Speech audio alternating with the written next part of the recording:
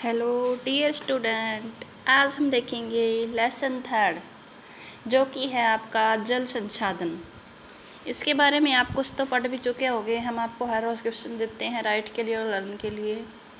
आज हम आपके एनसीईआरटी की बुक शुरू कर रही हैं। उसके तहत आपको हम लेसन थर्ड पढ़ाएंगे और जो भी ज़रूरी बातें हैं उनको नोट करने के लिए बताएंगे। तो देखिए, जैसा कि आप जानते हैं कि 3/4 धरातल जल से ढका हुआ है। 3/4 धरातल जो है वो आपका पानी से ढका हुआ है। इसका मतलब अगर इस प्रकार से टोटल को 100 मान लें तो आपका इतना भाग जो है वो सारे का सारा पानी से ढका हुआ है। यानी कि चौथे हिस्से का एक हिस्सा जो स्थल है और 3 हिस्से पानी है।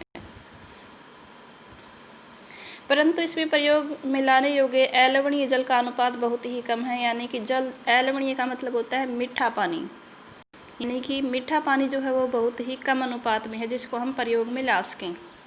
यह अलवणीय जल हमें सतही प्रवाह का मतलब होता है नदियों से या कुओं से, भौम जल स्तर से प्राप्त होता है, जिसका लगातार नवीकरण तथा पुनर्भरण जलीय चक्कर द्वारा होता है। जल चक्कर को हमने आपको बता दिया था कि किस प्रकार से सबसे पहले जल गर्म होके जल वाष्प के रूप में उड़ जाता है। उसके बाद ऊपर जाने के बाद में धीरे धीरे संघनन होना शुरू हो जाता है।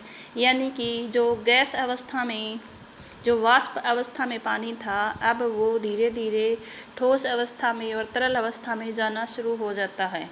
काफ़ी अधिक तापमान कम हो जाने पर जल जो है वो आपका ठोस अवस्था में परिवर्तित हो जाता है और धीरे धीरे बादलों का निर्माण होता है। फिर जब बादल जो हैं वो वायुमंडल की निचली परतों में आते हैं जल वाष्प के भार के कारण, तो वहाँ आने के बाद तापमान थोड़ा ज़्यादा होने पर जल फिर से तरल अवस्था में बदलकर बूंदों के रूप में पृथ्वी पर वर्षा के रूप में आता है। और इस प्रकार से जल चक्कर लगातार चलता रहता है, जिसका लगातार नवीकरण और पुनर्भरण जल चक्कर द्वारा होता रहता है। सारा जलीय चक्कर में गतिशील रहता है, जिसमें जल नवीकरण जो है वो सुनिश्चित होता है। यानी कि इस प्रकार से जल हमेशा मिलता है। आपको आश्चर्य हो रहा होगा कि जब पृथ्वी का 3/4 भाग जल से घिरा हुआ है तो जल को एक नवीकरण योग्य संसाधन है, तब विश्व के अनेक देशों में जल की कमी कैसे हो रही है। कमी होने का मतलब है जो आपका टोटल जल है उसका केवल 1% जो भाग है उसी को हम प्रयोग में ला सकते हैं। बाकी जल जो है वो सारे का सारा आपका खारा जल है। इस कारण से जल की कमी हो रही है। ऐसी भविष्यवाणी की जा रही है कि वर्ष 2025 में 20 करोड़ लोग जल के नितांत कमी को झेलेंगे। यानी कि काफ़ी ज़्यादा कमी हो जाएगी 2025 तक।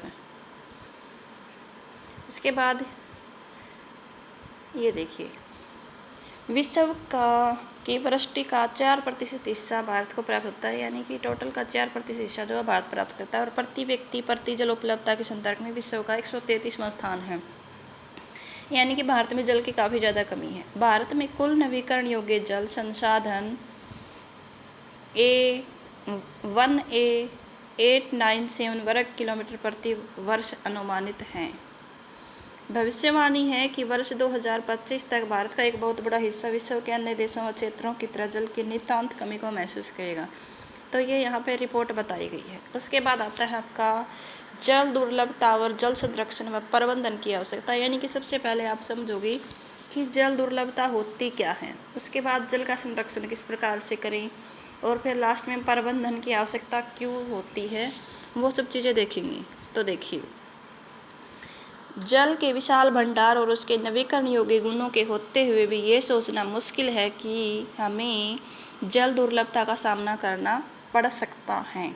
यानी कि जल के काफ़ी ज़्यादा विशाल भंडार हैं और उनका नवीकरण योग्य गुण भी है, लेकिन फिर भी जल की दुर्लभता का सामना करना पड़ सकता है। यानी कि कमी महसूस हो सकती है। जैसा कि हम जल की कमी की बात करते हैं तो हमें तत्काल ही कम वर्षा वाले क्षेत्रों और सूखाग्रस्त इलाकों का ध्यान आता है कि हाँ, वहाँ पे वास्तव में जल की कमी महसूस की जाती है। हमारे मानस पटल पर तुरंत राजस्थान के मरुस्थल व जल से भरे मटके संतुलित करती और जल भरने के लिए लंबा रास्ता तय करती पनिहारियों की चित्र सामने आ जाती है। यानी कि किस प्रकार से वहाँ पे पानी की कमी है और औरतें जो है वो काफ़ी दूर से पानी लेके आती है और काफ़ी सूखा क्षेत्र है वहाँ। ये सच है कि वर्षा में वार्षिक और मौसमी परिवर्तन के कारण जल संसाधनों की उपलब्धता में समय और स्थान के अनुसार भिन्नता होती है। यानी कि जो जल संसाधन होते हैं उनमें समय के अनुसार हर समय कमी नहीं होती, मौसम में कमी होती है एक विशेष में, और किसी स्थान के अनुसार भिन्नता होती है। परंतु अधिकांशतः जल की कमी उसके अति शोषण यानी कि काफ़ी ज़्यादा मात्रा में अति प्रयोग से, अत्यधिक प्रयोग कर लेने से और समाज के विविध वर्गों में जल के असमान वितरण के कारण ही ज़्यादा कमी हो सकती है, यानी कि दुर्लभता हो सकती है जल की। इसके बाद आके देखिए, ये यहाँ पे जल दुर्लभता दिखाया गया है किस प्रकार से औरतें जो हैं वो यहाँ पे मटके लिए हुए लाइनिंग में खड़ी हुई हैं। साथ में यहाँ पे दूर से पानी लाने के लिए औरत जा रही है और ऊपर भी कुछ ऐसा ही दिखाया गया है। आप देखिए, स्वीडन के एक विशेषज्ञ फाल्कनमार्क के अनुसार जल की कमी तब होती है जब प्रत्येक व्यक्ति को प्रति वर्ष 1000 से 1600 घन लीटर जल की उपलब्धता होती है। यानी कि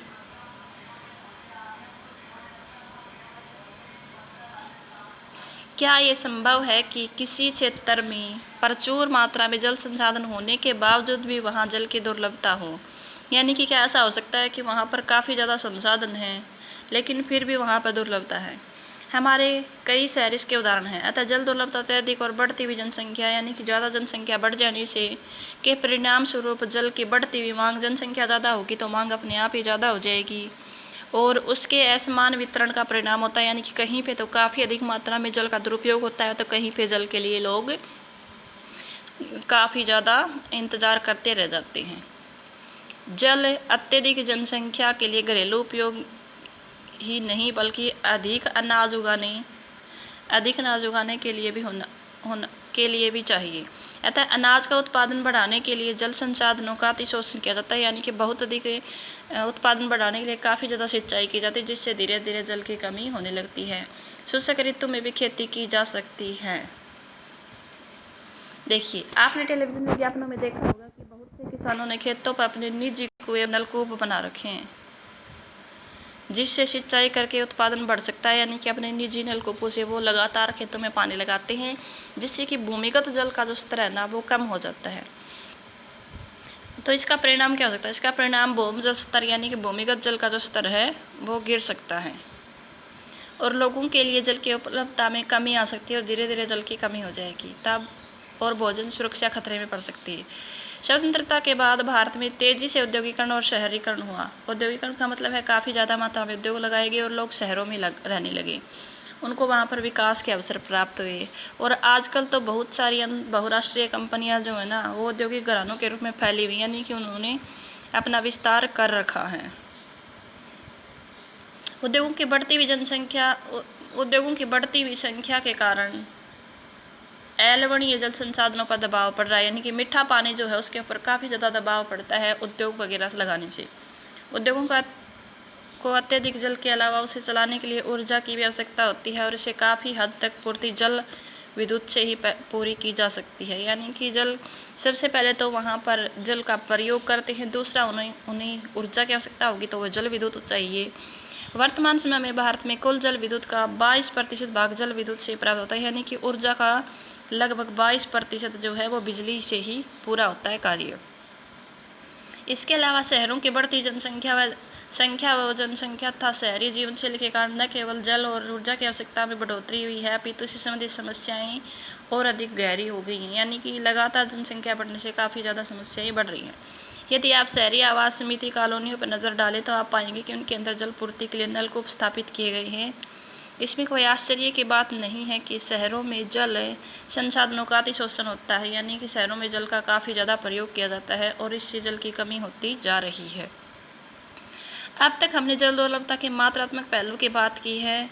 आओ हम ऐसी स्थिति के बारे में विचार करें जहां लोगों की आवश्यकता के लिए काफ़ी जल संसाधन हैं परंतु फिर भी इन क्षेत्रों में जल की दुर्लभता, यानी कि जहाँ पर संसाधन होने के बाद भी जल दुर्लभता है। ऊपर जो बात की थी वहाँ पर तो संसाधनों की कमी थी तब दुर्लभता थी, यह दुर्लभता जल की खराब गुणवत्ता के कारण हो सकती है, यानी कि वहाँ पर जल तो है लेकिन उसकी गुणवत्ता अच्छी नहीं है। गुणवत्ता का मतलब है अशुद्ध जल होगा, क्वालिटी अच्छी नहीं है।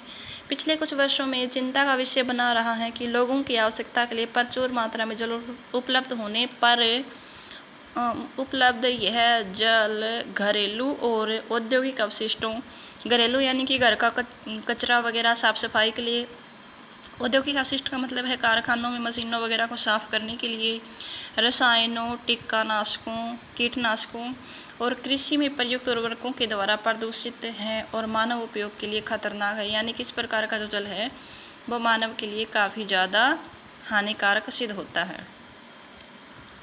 भारत की नदियाँ विशेषकर छोटी सरिताएं जहरीली धाराओं में प्रतीत होगी, यानी कि जो भी नदियाँ हैं उनमें काफ़ी अधिक मात्रा में प्रदूषित जल डाला जाता है, जिससे वो नदियाँ जहरीली सरिताएं बन गई हैं। जैसे कि गंगा और यमुना भी शुद्ध नहीं है। बढ़ती हुई जनसंख्या, कृषि, आधुनिकीकरण, नगरीकरण, औद्योगिकरण का भारत की नदियों पर अत्यधिक दुष्प्रभाव होता है और हर दिन गहराता ही जा रहा है, यानी कि धीरे धीरे ये दुष्परिणाम जो है नदियों के प्रदूषण का काफ़ी अधिक भयंकर रूप लेता जा रहा है। इसमें संपूर्ण जीवन खतरे में है। संपूर्ण जीवन में खतरा होने का मतलब है प्रकृति में डिसबैलेंस होने के साथ साथ में मानव के अस्तित्व को भी धीरे धीरे दूषित पानी से खतरा होता जा रहा है। आपने अनुभव कर लिया होगा कि समय की मांग है कि हम पहले जल संसाधनों का संरक्षण और प्रबंधन करें। संयम की स्वास्थ्य संबंधी खतरों को बचाएं, यानी कि अधिक से अधिक कोशिश करें जल को दूषित होने से बचाएं। खाद्यान्नों की सुरक्षा करना, अपनी आजीविका उत्पादन क्रियाओं की निरंतरता को सुनिश्चित करें और हमारे प्राकृतिक पारितंत्रों को निम्नीकृत होने से बचाएं, यानी कि खराब होने से बचाएं। जल संसाधनों के अतिशोषण और कुप्रबंधन से इन संसाधनों का ह्रास हो रहा है और पारिस्थितिकी संकट की समस्या पैदा हो रही है या हो सकती है, यानी कि प्रकृति में डिसबैलेंस हो सकता है, प्राकृतिक आपदाएं आ सकती हैं जिसका हमारे जीवन पर गंभीर प्रभाव हो सकता है। तो इतना देख लेने के बाद में बाकी का हम आपको कल करवाएंगे।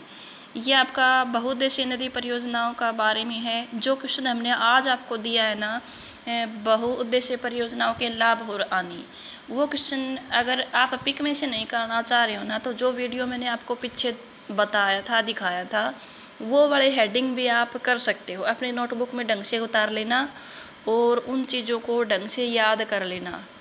देखो डियर स्टूडेंट, अब जो टाइम चल रहा है ना आपके लिए, वो काफ़ी ज़्यादा महत्वपूर्ण टाइम है।